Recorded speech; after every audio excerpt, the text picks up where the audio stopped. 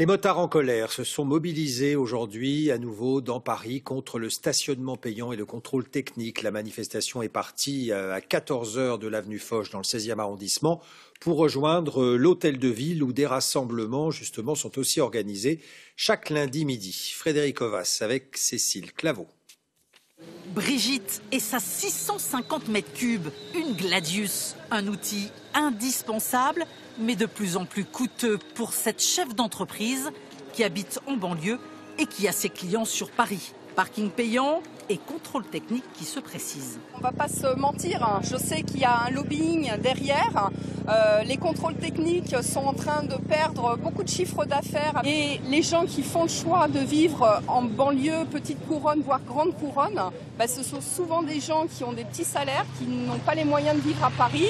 Et les obliger à payer des prix prohibitifs pour le parking, à avoir des véhicules neufs, etc., ça va poser un vrai problème pour beaucoup. Certains n'ont que le 2 roues pour aller travailler. Payer le parking peut coûter très cher.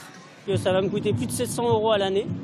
Et moi, je suis obligé de prendre la moto tous les jours pour aller travailler. Parce que je suis en petite couronne et je travaille dans Paris. Et à 4 h du matin, en tant que boulanger, j'ai pas de moyen de transport.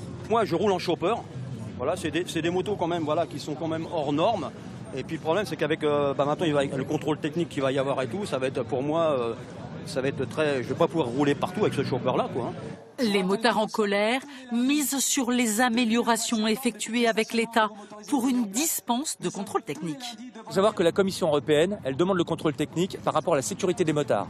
En France, l'accident dû au mauvais état du véhicule, c'est 0,3%. Déjà, il n'y a même pas besoin de travailler, c'est déjà comme ça. Ensuite, 19% de moins d'accidents corporels en moins depuis 10 ans en France, sur les 2 roues motorisés. Donc on est les bons élèves de la sécurité routière. Et le ministre des Transports recevra mercredi les représentants des motards en colère pour faire le point sur la situation.